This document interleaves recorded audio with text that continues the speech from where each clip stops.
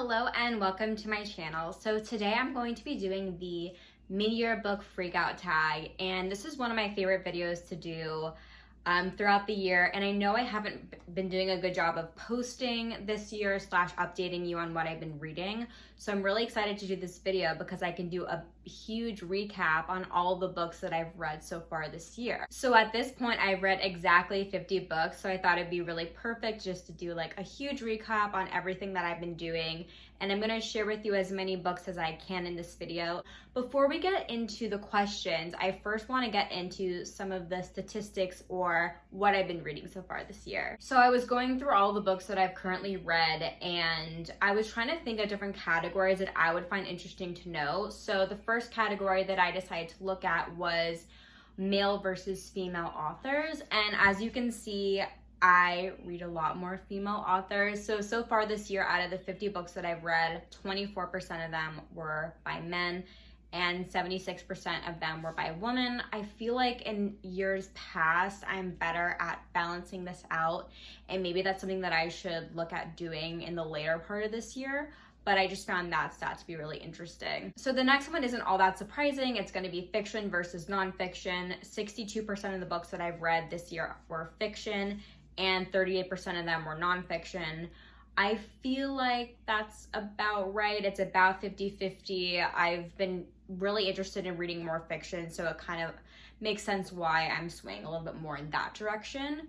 And then the next category that I was really interested in learning more about was, I was kind of interested to see how many backlisted books that I read. So this is how I did these categories. I sectioned it out by doing 2022 releases, so those are new releases that came out this year.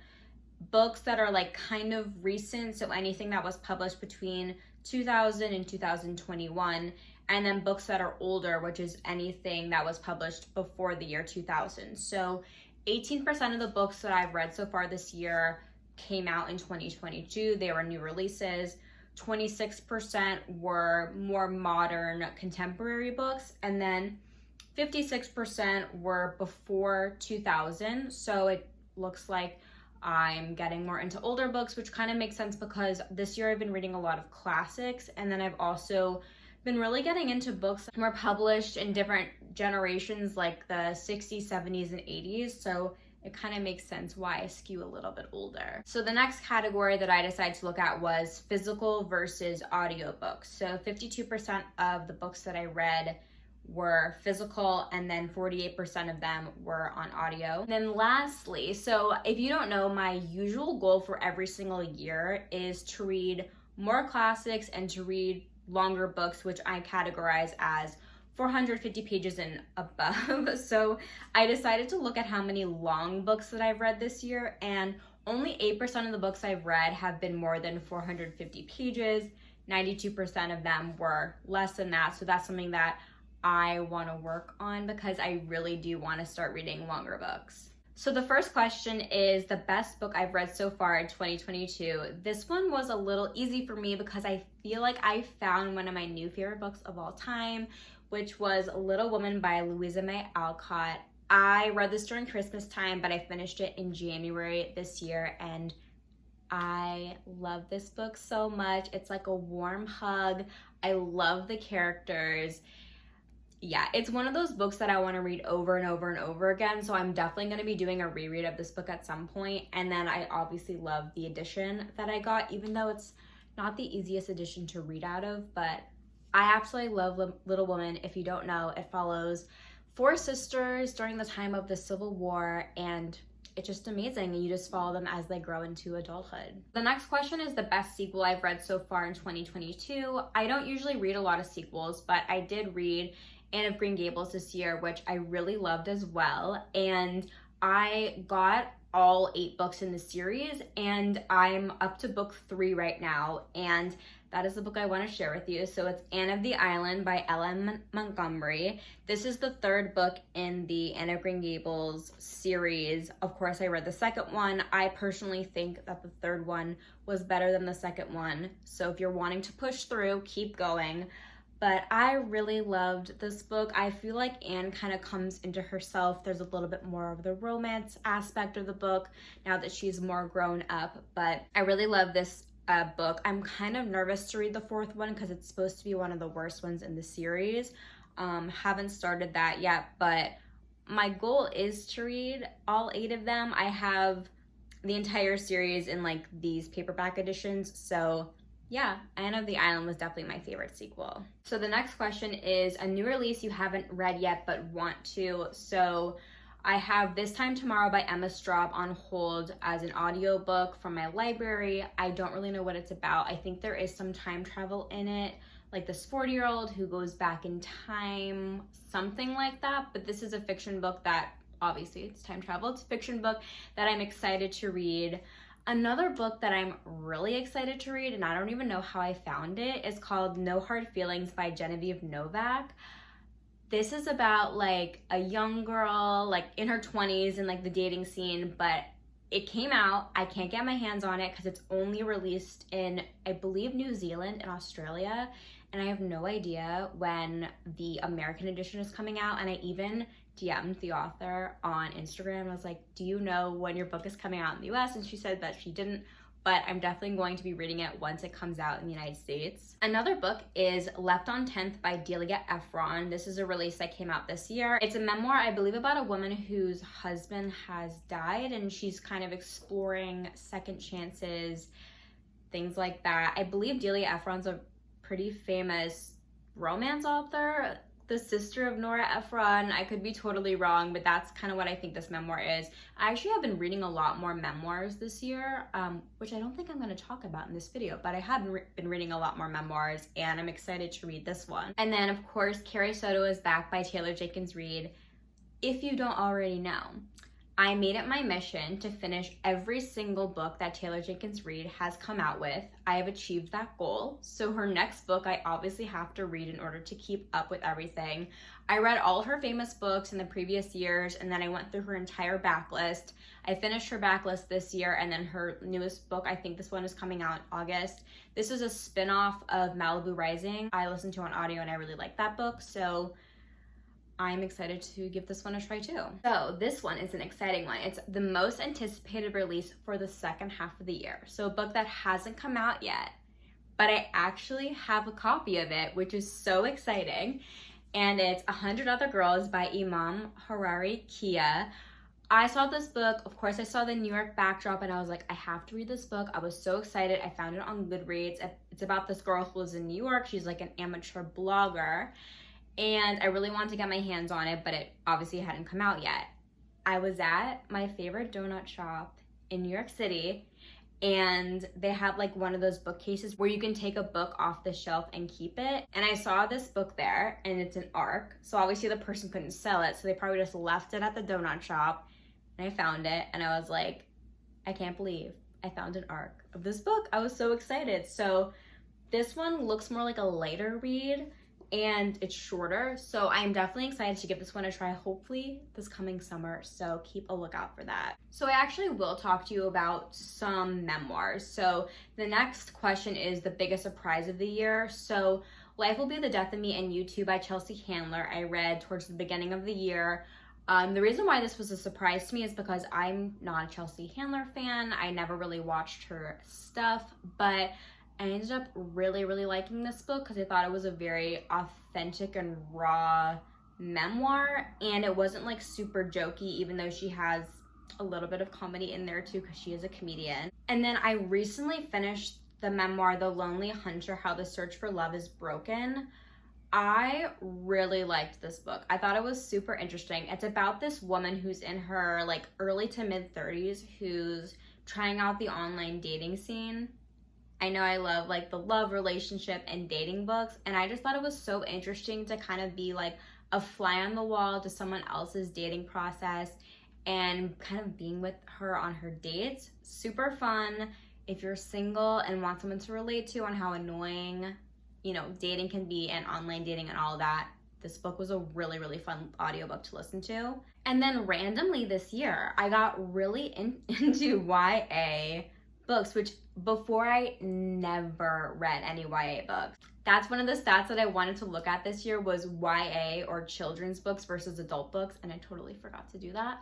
But I got into Alice Oseman. I read Loveless, which I loved. It's about this girl who figures out her sexuality in college, set in England and the UK, and she finds out that she's asexual. Really, really great book. And then I also read Radio Silence, which I also really loved. So super good, super nerdy YA books, which you wouldn't think would be my vibe, but I kind of love the online like fan fiction thing. I don't know why. And I was like, I never read fan fiction. That was never part of my childhood, but just kind of fun to read about. Which brings me into my next question, favorite new author or a debut author or new to you.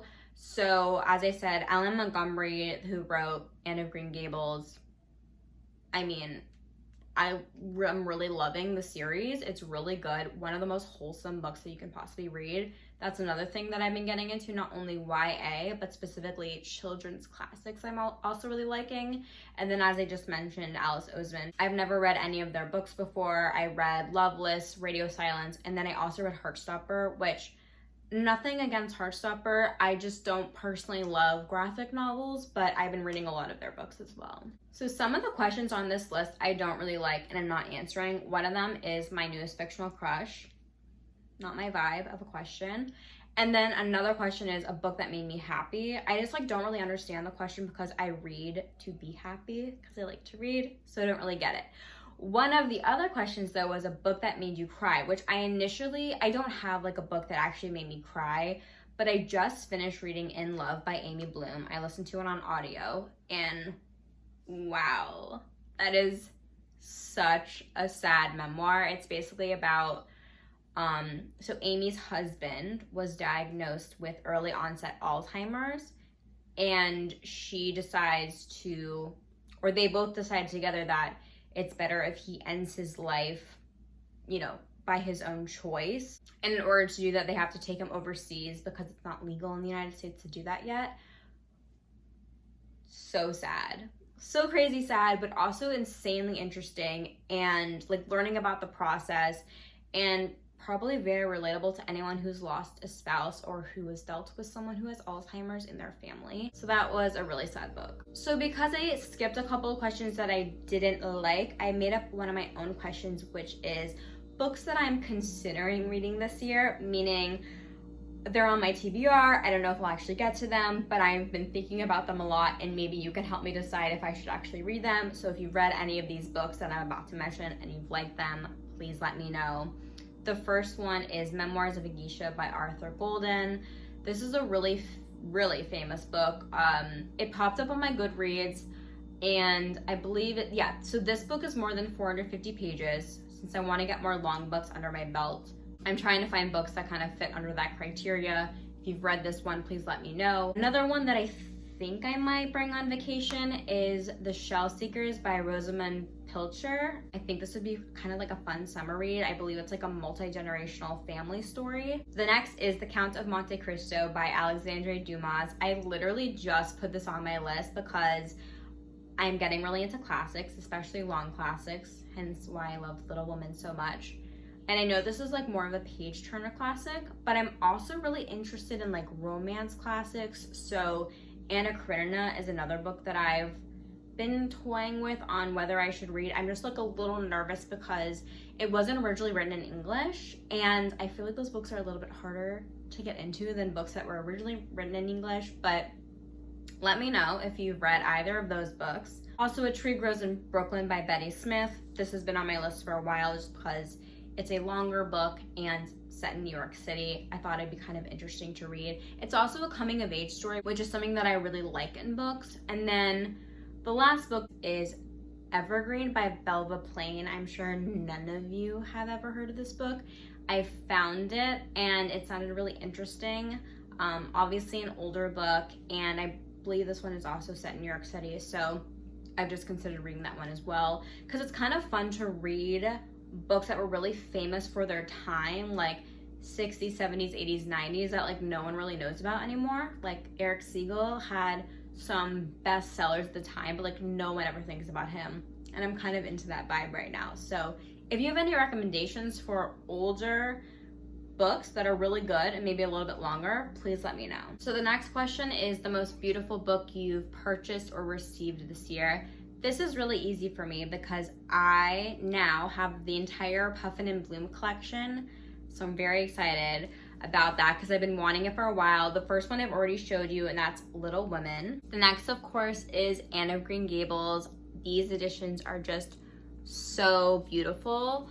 They all have, you know, different flowers in the front, and then they have these beautiful end pages that kind of represent parts of the story. And this is the edition that I read Anne of Green Gables out of. Heidi, which is so cute. I love the yellow. I'm actually so excited to read Heidi, but I feel like I shouldn't start the book until I finish Anne of Green Gables, so I kind of am on like a fresh start with children's classics. But also they all have like a quote on the back of the book too. So they're just so pretty. And then lastly, my friend got this one for me, A Little Princess, another book that I'm also very excited to read. So yeah, I got the entire Puffin and Bloom collection, super exciting, and I'm just really into children's classics now. If you have a favorite children's classic or one that I've already mentioned, please let me know in the comments below because I'm always looking for new recommendations. So the last question of the tag is books that I want to read by the end of the year. And of course there are a lot, but first I want to share with you the book that I'm currently reading at the moment, which is the epic book of Gone with the Wind by Margaret Mitchell. I'm not super far into it, but I've definitely made a dent and I'm actually really liking it. I have so many thoughts, which I obviously don't have time to go into in this video. If you're interested in like a Gone with the Wind thought video, let me know. But this book is definitely into the classics, the 450 plus pages. This book is actually almost 1,000 pages. And these are like large pages with small text. So really liking this book, and I definitely want to finish this one by the end of the year. And then lastly, I like to read books that I've purchased, obviously because they're kind of just sitting on my shelf. So I bought Time and Again by Jack Finney. This is a time travel book. This one is also set in New York, and I'm excited to read this one. It's Stephen King says it's like one of his favorite time travel novels, and I absolutely loved 11/22/63. So let me know if you've read this one. And then, of course, I want to read Anne of Windy Poplars by the end of the year. Just like nervous to read this one because it's a little bit longer than the others and it's written in letter format and it's supposed to be not as good as, you know, the other ones in the series, but I definitely want to just like get this one over with so I can start finishing out the series and hopefully the other books are going to be better. But who knows? Maybe this will be my new favorite and I'm not like everyone else. But yes, I definitely want to at least read the fourth one, maybe fifth or sixth if I get to them. So that is the end of the tag video. I feel like I talked about so many books. Let me know if you have any thoughts, and also let me know what your favorite book you've read so far this year, and then maybe a book that you're excited to read in the future, whether it's like a new release or just a book that's been on your TBR for a while. I would love to hear from you. Thank you so much for getting all the way until the end of this video. I really appreciate it. Don't forget to like this video and subscribe to my channel if you haven't already, and I will see you guys in the next one.